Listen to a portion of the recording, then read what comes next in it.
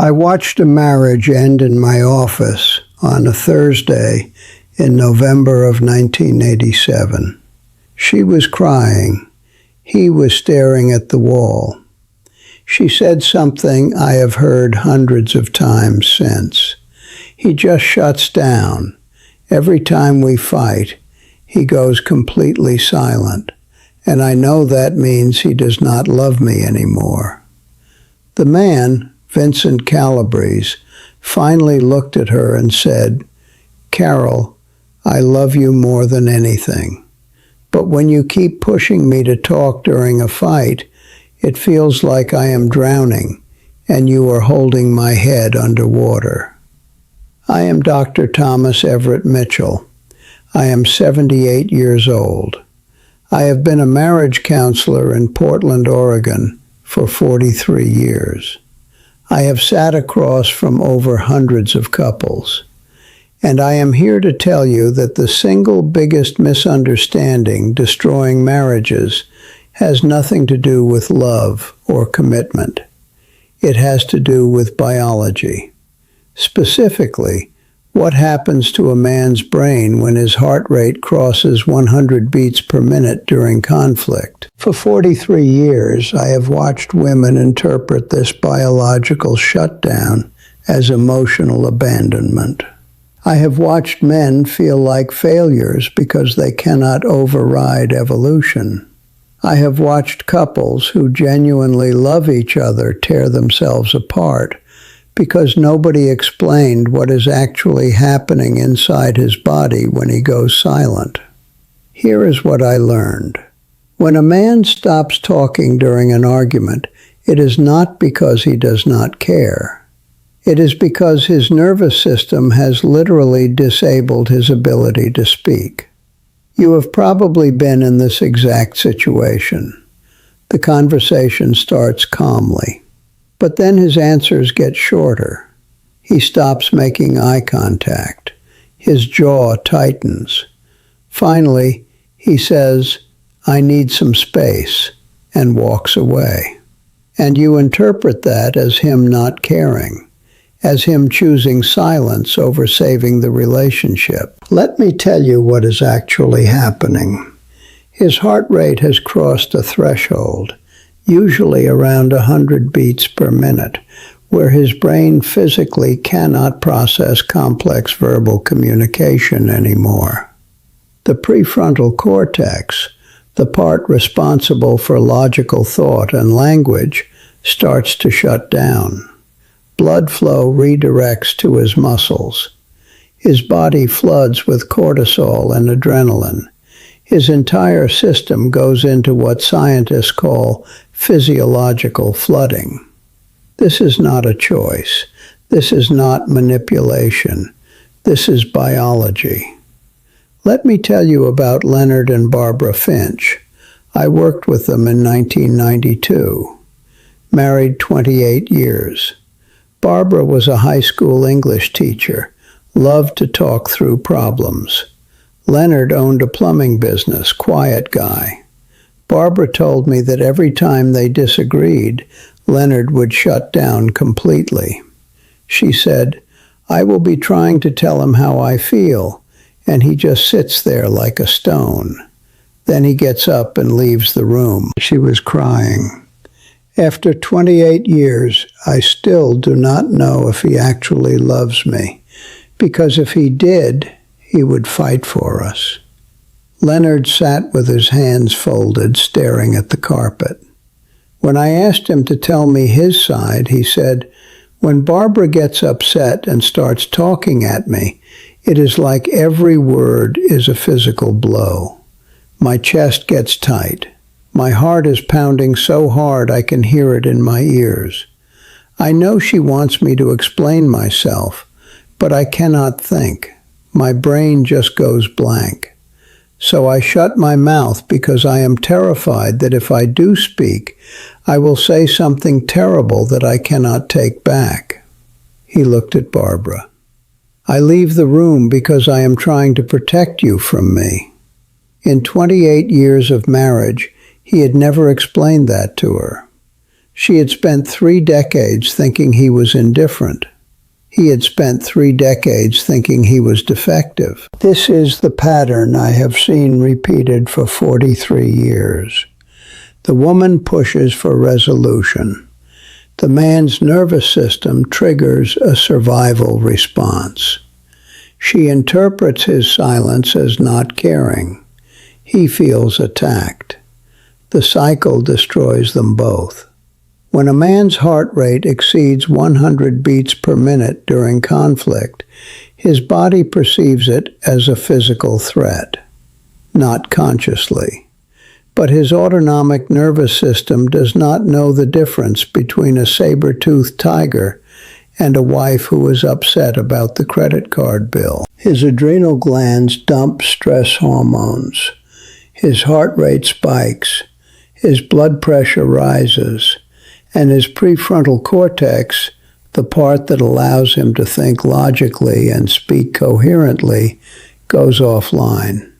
Completely offline. Asking him to engage in rational conversation in that state is like asking someone who is drowning to solve a math problem. He physically cannot do it. I know what you are thinking. But I get upset too. My heart races, and I can still talk. You are right. That is the critical difference between male and female physiology that nobody talks about. Women's baseline heart rates return to normal much faster after conflict than men's do. A woman can be in a heated argument, heart pounding, and still access the language centers of her brain. In fact, talking through conflict is often how women regulate their nervous systems. But for men, continued dialogue during flooding makes it worse. Every additional word is like turning up the volume on a fire alarm that is already deafening him. When he says, "I need to take a break," he is not abandoning you. He is trying to prevent a complete nervous system collapse. The freeze response, that ancient survival mechanism, is what you are seeing when he goes silent. His body is trying to shut down all non-essential functions to survive what it perceives as a mortal threat. Let me tell you about Harrison and Judith Kemp. I saw them in 1998, married 19 years, 3 teenage kids. Harrison worked for the post office. Judith was a nurse. Judith came to me alone first. She said, "Every time I try to talk about our problems, he walks out. He has been walking out on me for 19 years. I cannot live like this anymore." When Harrison came in, I asked about their last fight. He said, "We were arguing about our son's grades." I tried to explain, but everything I said made her more upset. My heart was racing. I could feel blood pounding in my temples. Then she said, "You never fight for this family." And something inside me just broke. Research shows that once a man hits physiological flooding, it takes 20 to 30 minutes just to begin returning to baseline. And if the conversation restarts during that time, his heart rate spikes again. The 20-minute clock resets. You may be thinking this sounds like an excuse, that men should just control themselves. But this is not about excusing bad behavior. This is about understanding what is actually happening, so you can respond in a way that helps both of you, instead of destroying both of you. When Harrison walked out, he was preventing himself from saying things he would regret forever. He was protecting their marriage the only way his biology knew how. When I explained this to Judith, something shifted. She said, "You mean when he walks away, he is not saying he does not love me. He is saying his body cannot handle the stress." "Exactly," I said. For the first time in 19 years, she understood that his silence was not indifference. It was overwhelm. The solution is not to force him to stay and talk. The solution is to create a structured way for him to leave and come back. With Harrison and Judith, we developed a timeout protocol. When either felt their heart rate rising, they could call a timeout. But it had to include 3 things. First, acknowledgement. I need a break, and I will come back to this conversation in 1 hour. A specific commitment to return. Second, self-regulation. During that hour, each person had to actively calm their nervous system. For Harrison, walking around the block. For Judith, journaling. He looked at me with tears in his eyes. I walked out because I was either going to walk out or explode. And I love her too much to explode. I asked how long it took him to calm down. He said, hours. Sometimes I drive around for 2 or 3 hours before I can even think straight. Third, reunification. At the agreed time, they came back together. They did not immediately restart the argument. They checked in first. Are you ready to continue, or do we need more time? This simple protocol saved their marriage. I am 78 years old now, retired for 6 years, but I still get calls from former clients telling me this one piece of knowledge changed everything. Leonard and Barbara Finch stayed married. Barbara learned to recognize when Leonard was flooding and to give him space without interpreting it as rejection. Leonard learned to articulate when he needed a break instead of just walking away. They had 18 more years together before Leonard passed in 2010. Barbara told me at his funeral that understanding his silence was what saved their marriage. When the man you love goes quiet during conflict, it is not because the fight does not matter to him. It is because it matters so much that his body cannot handle the intensity. His silence is not a weapon. It is a white flag. It is his nervous system begging for a ceasefire so he can regroup and come back to you whole. If you are in a relationship where he shuts down and you feel abandoned, understand that you are not fighting him. You are fighting millions of years of evolution. Stop demanding that he talk when his body is in crisis. Stop interpreting his need for space as proof he does not love you. Learn to recognize the signs of flooding before it gets to shut down. Flooding looks like shorter answers, avoiding eye contact, clenched jaw, crossed arms, rising voice pitch, or going completely monotone.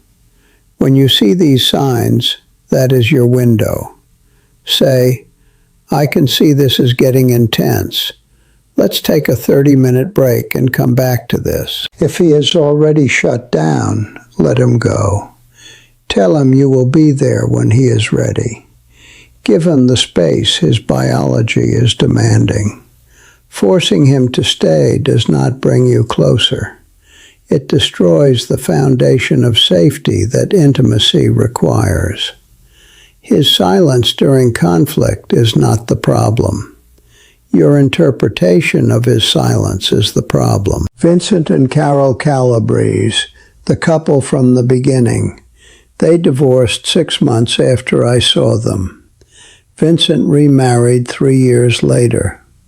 His second wife understood what Carol never could, that when he needed space, it was not because he did not care. It was because he cared too much to risk saying something cruel while his brain was offline. Do not make the same mistake. Do not lose someone you love because you were fighting their biology instead of working with it. I am going to make myself a cup of tea now, something I do every afternoon at 3 o'clock, a ritual my late wife Helen started 40 years ago. If what I shared today helped you understand something you have been misinterpreting for years, leave a comment below.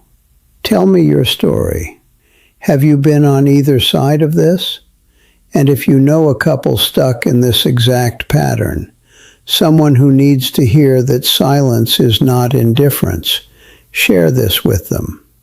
Sometimes understanding the biology is all it takes to stop the cycle. The kettle is whistling. Be well.